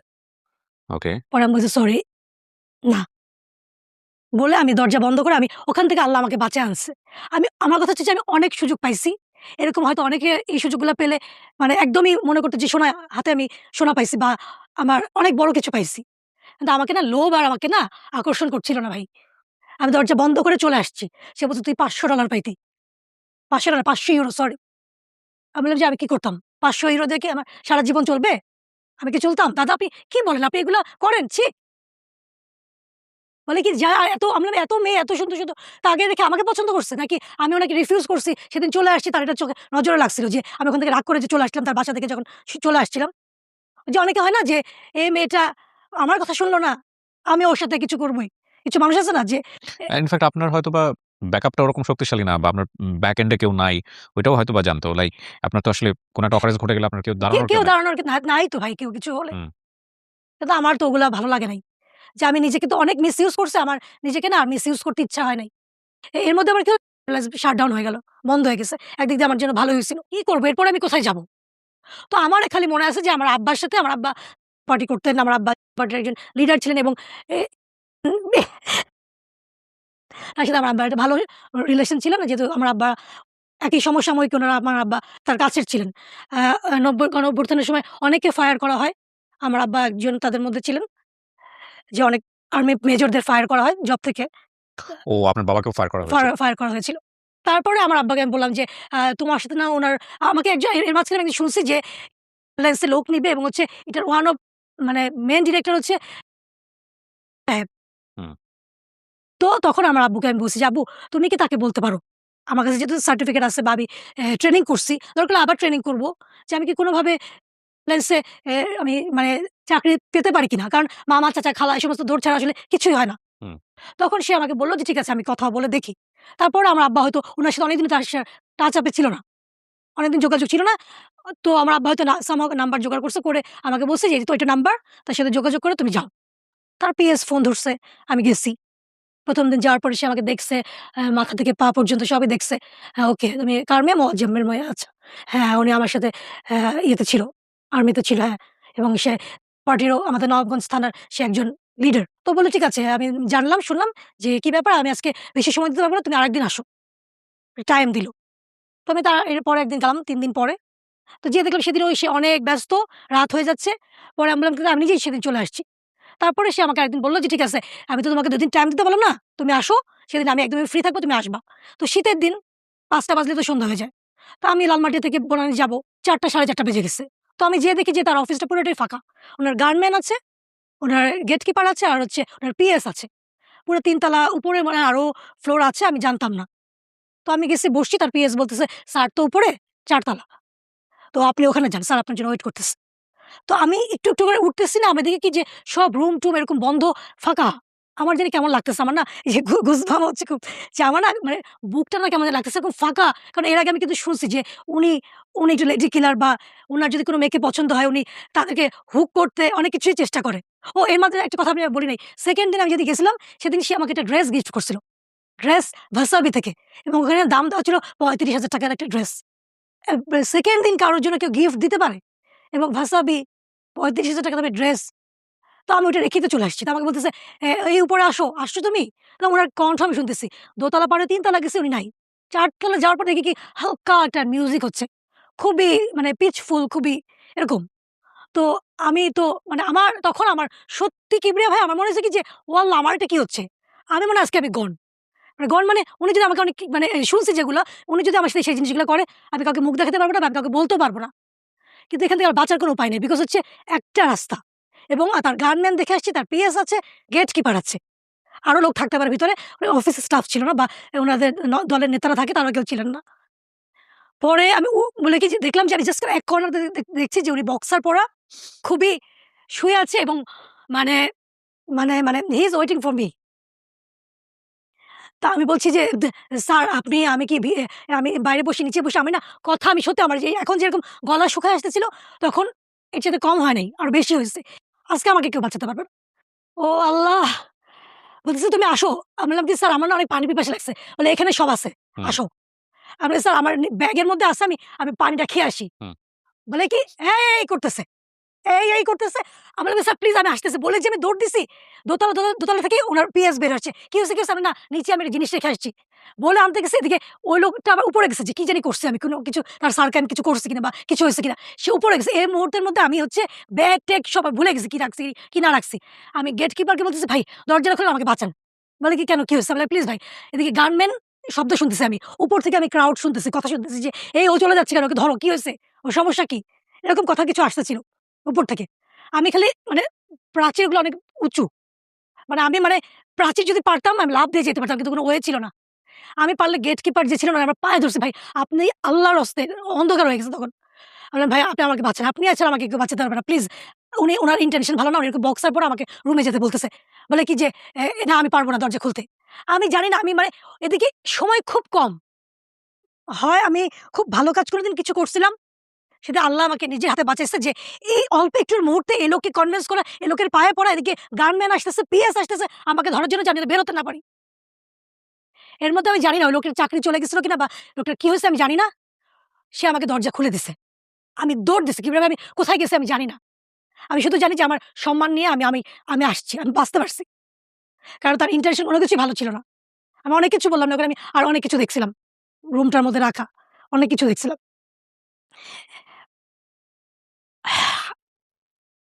তারপরে হচ্ছে উনার পিএস আমাকে ২ দিন ফোন দিছে। উনি ফোন দিছে উনার নাম্বার থেকে। আমার আব্বার কাছে বিচার গেছে। তোমার মেয়ে বেয়াদব। ওকে ড্রেস গিফট করছি নিল না। আমি একজন মুরুব্বি মানুষ। ওকে বলছি যে, "এর সাথে আমি কথা বলব।" ২ দিন গেছে। এত মানুষ ছিল কথা বলতে পারি নাই। আমি ওকে একটু ফ্রি হয়ে কথা বলতে চাইছি, শুনতে চাইছি। সে মেয়ে এভাবে করে চলে আসছে। আমি না একেবারে আমি জানি না আমি যে কি করব? যে কয় জায়গা থেকে আমি বাঁচবো? কয় জায়গা থেকে আমি ফাইট করব?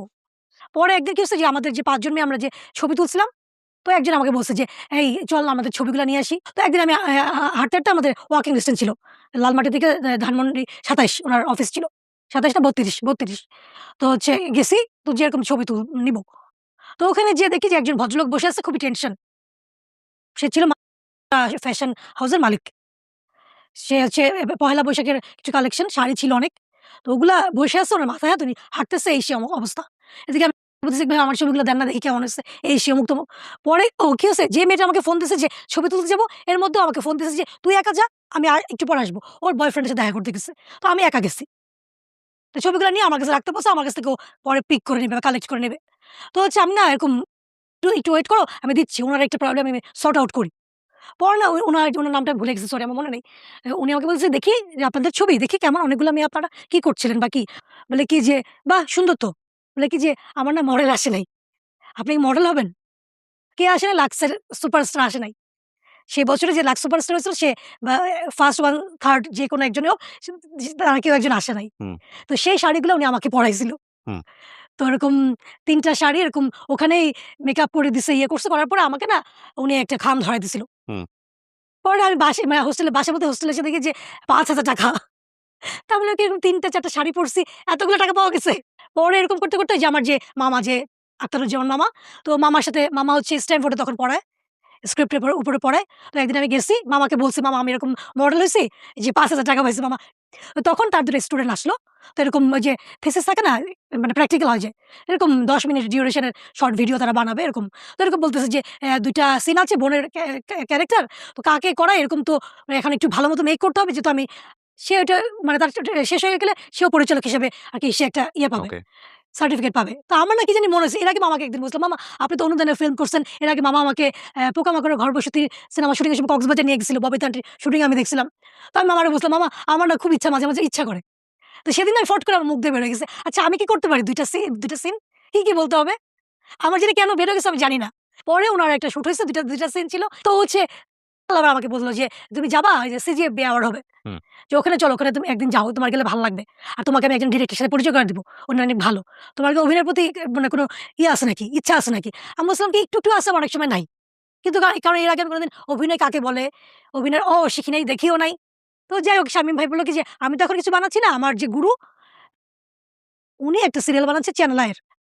তুমি তার কাছে যেতে পারো।" আচ্ছা। তো হচ্ছে তো আমি না আমার যাবো কি যাবো না, আমি আবার জবে ঢুকলে এরকম হবে বা এরকম হবে। আল্লাহ আমাকে কিছু জিনিস বুঝাইছিল। যে এখানে যেমন তোমার একটা ফ্রিডম আছে। কিরকম জানো? তোমাকে না কেউ জোর করে কিছু করতে পারবে না। তুমি যদি না চাও। অনেক অপশন আছে কিন্তু তুমি চুজ করতে পারো তোমার অপশন। যেটা কিনা তুমি জব সেক্টরে পারবা না। বা তো আমি ওকেও কিছু বলছিলাম। মানে আমি না তখন কেউ যদি আমার কাছে আসতো বা মনে হতো যে সে আমার আপন, আমি কিছু বলতে পারলে আমার বুকটা হালকা হতো। তো এরকম বললাম। তো তখন আমাকে বলল যে মিডিয়াতে এরকম অনেক আকর্ষণ আছে। এখানেও কাস্টিং আছে, ঠিক আছে। কাজ কি আসলেই আছে মিডিয়াতে? অবশ্যই আছে।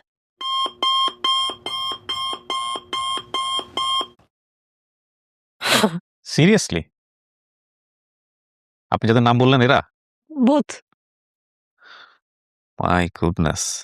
ভূমিকম্প যে কোন লেভেলে হবে এটা যদি আনকাট আমি প্রচার করি। আর আমার এডিট করার পরে এটা আরো ৫ বার ৫ জনকে দেখাইতে হবে। ক্লোজড হয়ে। My goodness! আনবিলিভেবল! আমার ক্যারিয়ার তো কত বছরের? প্রায় ১৯ বছরের। মানে আমি কখনো শুনি নাই আসলে। হু, দেন হচ্ছে আপনার ভয় লাগতেছে না আপা যে আপনি এত সবকিছু বলে যাচ্ছেন ক্যামেরাতে সব আমার না সত্যি কি আমার না এখন না কোনো মৃত্যু বা কোনো কিছু ভয় লাগে না। আমার কোনো পিছুটান নেই। আমি না এই ৪২-৪৩ বছর ৪২-৪৩ কিন্তু আপনার নামে তো মামলা করে দিবে এরা যদি এই ধরনের গল্প কোথাও গিয়ে আপনি যদি করেন মামলা তারপর করে, যখন একটা মেয়ে কখনো কিছু বলে, মিথ্যা বলে না। হ্যাঁ, আমার কাছে সেটাই কোনো প্রমাণ নিজের নেই। ইজ্জত নিয়ে কেন মিথ্যা কথা বলবে? মানে আমার তো কোনো দরকার নেই তাদেরকে খারাপ বলা। কেন? তারা তো আমার কোনো শত্রুতা আমি করে নাই। আপনার ইচ্ছার বিরুদ্ধে যদি কিছু করে সেটা দেন হচ্ছে উম গেলাম তার অফিসে। পরে বলল যে, "আমার তো আসলে সব কাস্টিং হয়ে গেছে। সব দের মেয়ে সুন্দরীদের নিয়ে।" ধরে আরেকটা প্ল্যাটফর্ম ছিল। বিনোদন বিচিত্রার আরেকটা প্ল্যাটফর্ম। ওখান থেকেও কিছু না মানে এই বিষয়গুলো কি আপনাদের যারা খুব ক্লোজ তারা কি এই বিষয়গুলো জানে? মানে খুবই জানে, খুবই জানে। অনেকে বললাম তো যে, এখন যেমন আমাদের আপু বা আপু এরা এখনো কিন্তু তারা এই যে ইন্টারভিউ দেয় যে, ওই পরিচালকের সাথে ওই নায়িকার ছিল দেখে সে কাজ পায় নাই। তারা দুজনে এত সফল। বাংলাদেশ বিশেষ আপু বাংলাদেশ, ইন্ডিয়া সব জায়গায় সফল এবং বাংলাদেশের সব নামকরা ডিরেক্টর সে কাজ করছে। সে তারপর রিসেন্ট যে ইন্টারভিউতে সে বলছে যে, অ্যা ওই ডিরেক্টরের যদি আমি ফ্রেন্ড হইতাম বা কিছু হইতাম, আমি আরো ভালো সুযোগ পাইতাম। তারা যখন বলে এত সফল হওয়ার পরে এবং এত ভালো, ভালো কাজ করার পরে, তাদের যদি ভিতরে ক্ষোভ থাকে, তার মানে কি? ওকে, ও বলে ইন্টারভিউ গুলো আছে এখন he is a very great soul. আর আমার বোধহয় আপনি সেম এজ হবেন। তো ইন্টারভিউ করেছি। Very good soul. তারপরে কাজ ওটাই তো বললাম যে ও মানুষকে আসলে ১ ঘন্টায় কতটুকু চেনা যায় বাট যেহেতু মানুষের সাথে কাজ করি সেই জায়গা থেকে মনে হুম, হয়েছে হুম, আরকি। হুম। ভেরি গুড ওটাই তো গুড বললাম যে পার্সোনালিটি। তারা যে এত সফল হওয়ার পরে, এত ভালো, ভালো কাজ করার পরে ন্যাশনাল অ্যাওয়ার্ড প্রাপ্ত উনারা বলার পরে যখন উনারা যখন বলে এই কাজগুলো বা এগুলা কথা যে ওই লোকের সাথে যদি আপনি বা সময় দিতেন, পার্টিতে যাইতেন, হ্যাং আউট মানে ঘুরতেন ফিরতেন, তার প্রপোজাল এ রাজি হতেন, তাহলে আপনি আরো ভালো কাজ করতে পারতেন। তো আমি তো আমি নতুন। নামগুলো প্রচার করতে পারব না। ডেফিনিটলি করা উচিতও না এথিক্স এর জায়গা থেকে। না, বাট না আমি নামগুলো না দরকার আপনি নাই। বলে যান সমস্যা নাই। দিকপাল, দিকপাল বিগেস্ট ওয়ান এবং এটার মানে এটা যেটা করতে হবে যে এটার এডিটেড পার্ট প্রচার হওয়ার পরে টাকে একদম ভ্যানিশ করে দিতে হবে। বাংলাদেশে কেউ কখনো খুঁজে না পায় বা আমাকে ব্ল্যাকমেইল করে যাতে টা বের করতে না পারে। কারণ আপার তো আসলে ভয়-টয় কিছু নাই। আমার কিছুটা ভয় না কিছু আমার তো নাই। অনেক কিছু ডান। তো আমার তো কিছুটা হলো ভয়-টয় না আছে। আপনার ভাই মেয়েদের জন্য ১০ হলে বাঁচতে হবে ভাই আপনাকে। হ্যাঁ, আমার আর আমার দর্শকরা প্রচুর খেপবে আমার উপরে আমি জানি যে কিবরিয়া ভাই আপনি কেন এত টুটুর শব্দ ইউজ করলেন? কেন? বাইরে না আমি তো বললাম জার্নালিজম এর তো যে কিছু এথিক্স আছে। ইলেক্ট হবে যে তার নামের কথাও কিন্তু আমি বলতেছি। ওকে, ওহ মাই গড! আচ্ছা শুনি তারপর? তারপরে হচ্ছে গেলাম। তারপর উনি বলল যে, "এখন একটা ক্যারাক্টার আছে বৈষ্ণবী। হুম, তুমি তো তাহলে ১ম এ তুমি ক্যারাক্টার আর্টিস্ট হয়ে যাবা। তো নায়িকা হতে পারবা না।" তো হুম। আমি বললাম কি যে, "কেন বৈষ্ণবী ক্যারাক্টার করলে কি নায়িকা হওয়া যাবে না বা ভালোবাসার কথা বলা যাবে না?" বলে কি, "না, ঠিক আছে দেখা যাক কি হয়।" তারপরে আমি বৈষ্ণবী ক্যারাক্টার করলাম। অপূর্ব ভাই আমার ১ম কো-স্টার ছিল। শাহরিয়ার শুভ ছিল। তো করলাম ওখানে শুটিং করলাম। তারপরে এর পরপরই একটা নাটক করলাম আনিসুর রহমান মিলনের বিপরীতে। ওটার মধ্যে ২ টা নায়িকা ছিল আমি আর অপি আপু। ওইটা একটা ক্যারাক্টার করছি। তো এই সমস্ত দেখলাম যে আমার এই ধরনের ক্যারাক্টার গুলো খুবই আসে। একটু হয় কাজের মেয়ে টাইপ, না হলে হচ্ছে কমেডি, না হলে প্রস্টিটিউট, নাহলে এই বান্ধবী এগুলাই বেশি আসে। বা হয়তো একটু কুটনা টাইপের এরকম কিছু। হুম। এখন আমি ভালো, ভালো তো ক্যারাক্টার পাই না। বিভিন্ন ডিরেক্টরের অফিসে যাই, অনিমেষ আইচ বা এটা ওইটা অমুক-তমুক। হুমায়ূন আহমেদ স্যারের কাজ করছি আমি খুবই ফরচুনেট আমি। এই সমস্ত ক্যারাক্টার করছি। একটা কিনলে একটা ফ্রি করছি। এফএনএফ করে মানুষ আমাকে চিনছে আমি। পার্লারের একটা মেয়ের ক্যারাক্টার করছি। সবাই আমাকে চিনে এফএনএফ গার্ল খুব সুপার হিট হলো। আরমান ভাই করলাম। ওটার মধ্যে মানে মানুষ আমাকে চিনছে।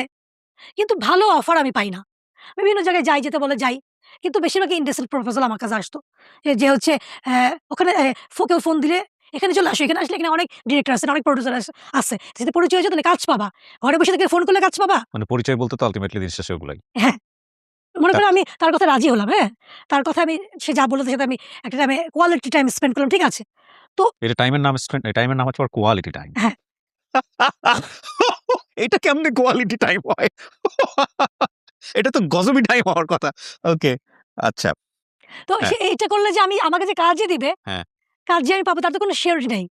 কালকে যেমন দেখলাম আপনার মতো আউটস্পোকেন মানুষ যে আমার সামনে এসে ধরেন এগুলা বলতেছে, আপা যদি কোন সময় ইমোশনালি ধরেন আপার যেই কথাগুলা, এগুলা যদি অন্য কোন ধরনের কেউ পায়, তার জন্য তো এটা $1,000,000 কেক।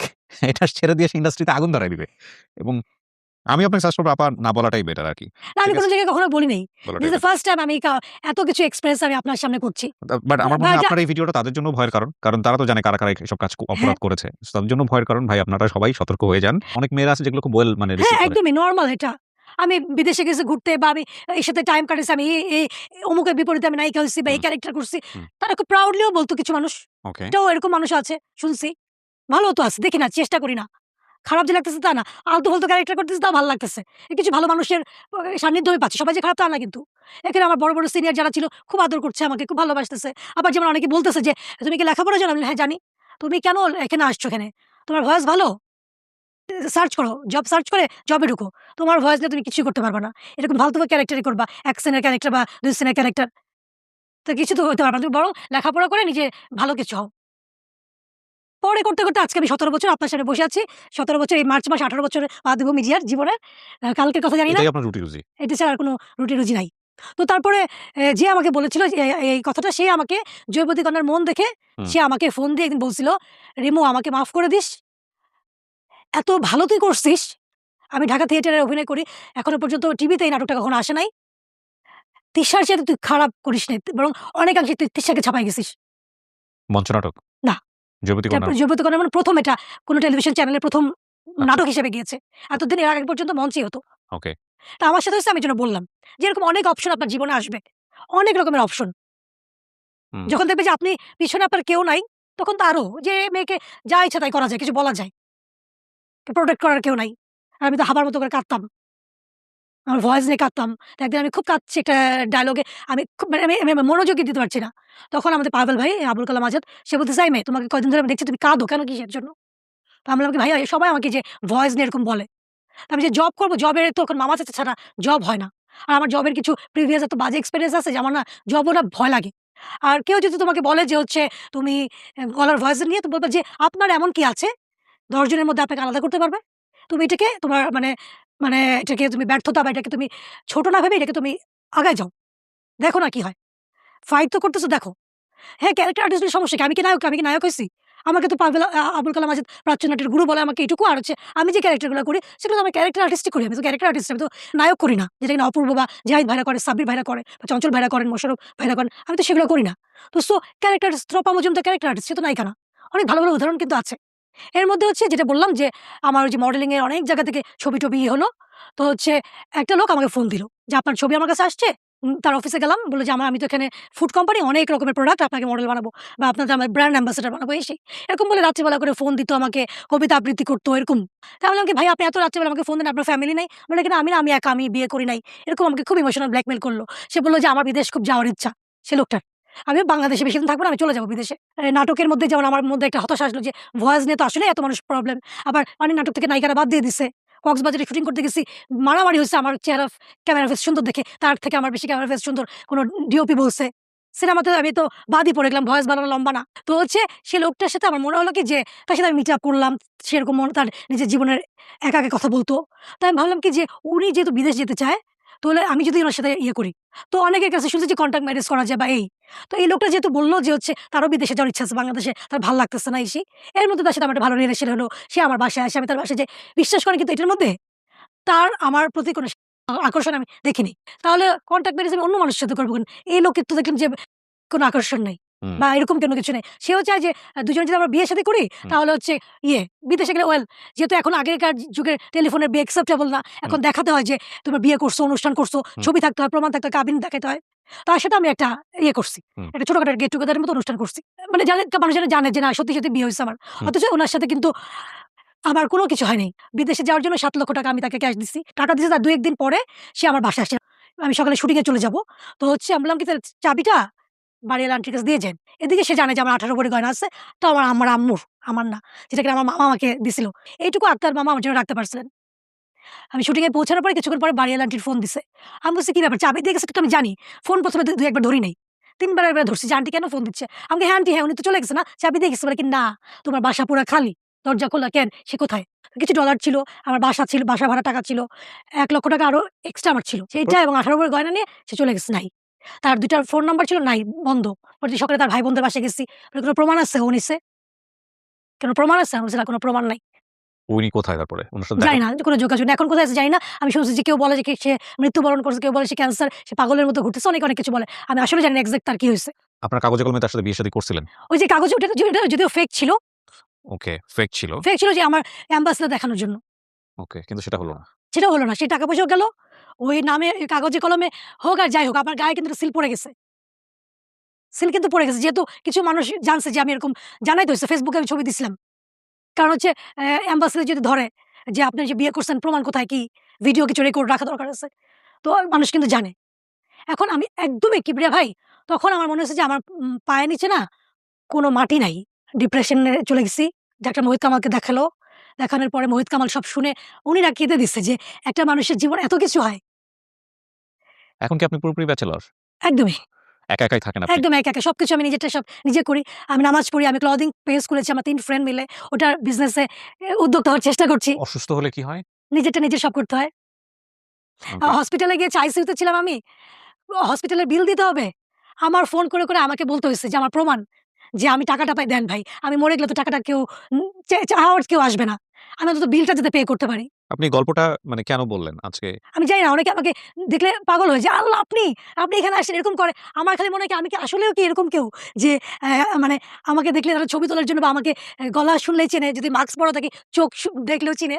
আমার মাঝে মনে হয় যে অনেকে বলে, "আল্লাহ আপনাকে আমাদের কি ভালো লাগে, আপনার ভয়েস কি ভালো লাগে।" আমি বলি, "আল্লাহ, এই কথাগুলো যদি সেই ডিরেক্টর গুলো শুনতো, যারা আমাকে আমার ভয়েস নিয়ে কথা বলতো, তাহলে আমার মনে হয় যে এত কষ্ট আমি পেতাম না। আমার মিডিয়াতেও এত স্ট্রাগল করতে হতো না।" আর ভাগ্য সবচেয়ে বড় একটা বিষয়। পরিশ্রমও করতে হবে। অনেকে গাধার মতো পরিশ্রম তো করে যাচ্ছে। আমি তো সে কাঙ্ক্ষিত সাফল্য পাইনি। অনেকে বলবে যে, "তোমার তো একটা ঘর আছে, অনেকের তো নাই।" কিন্তু এই ঘরটার বাসা ভাড়া দেওয়ার জন্য আজকে আমি নিচতলায় একটা বাসায় থাকি। ভালো একটা বাসা নিয়ে যে থাকবো, ছাদের খোলামেলা বাসা, সেটুকু নেওয়ার আমার এবিলিটি হয় নাই। ইবরিয়া ভাই, আমি এখনো সিএনজিতে যাতায়াত করি, রিক্সাতে উঠি। আমি নরমাল হেঁটে বাজারে যাই। হয় নাই? আপনি সুইসাইড, আমার এমন কিছু ফ্রেজ আসছিল ভাইয়া, অন্য জায়গায় আমার জায়গায় অন্য কোনো মেয়ে হলে সুইসাইড করত। আল্লাহ আমাকে বাঁচাইছে বিকজ হয়তো আল্লাহ আমাকে ভালোবাসেন। অনেক বিপদ থেকে বাঁচায় আনছেন। অনেক কুমিরের মুখ থেকে আমি বেঁচে আসছি। তো নির্লোভ হইতে হবে। মানে কারো কাছে এক্সপেক্ট করতে হবে না যে আমি এখানে গেলে আমাকে এত টাকা কেউ দিবে। এখানে গেলে আমি ঘুরতে যাবো, আমাকে iPhone কিনে দিবে।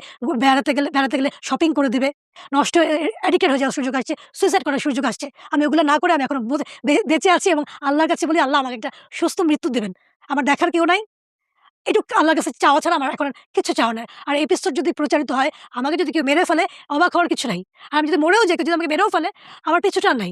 প্রিয় দর্শক এবং শ্রোতা, এখানেই শেষ হোক আজকের গল্পটা। এই গল্প থেকে আপনি কি শিখবেন কি শিখবেন না, কতটুকু নিলেন বা নিলেন না, আমার শুধু একটা জায়গায় মাথা ঘুরে মানে একটা জায়গাতেই মাথা দাঁড়িয়ে আছে বা আমার চিন্তা দাঁড়িয়ে আছে। সেটা হলো একটা প্যারেন্টলেস সোসাইটিতে একটা মেয়ে যখন বড় হয়, মানে ফ্যামিলিতে গাইড করার মতো কেউ নাই, ব্যাক এন্ডে কেউ নাই, সাপোর্ট দেওয়ার মতো কেউ নাই।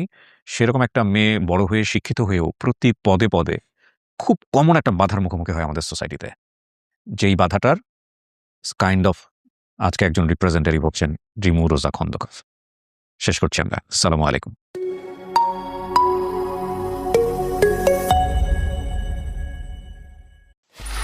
Free audio post-production by alphonic.com.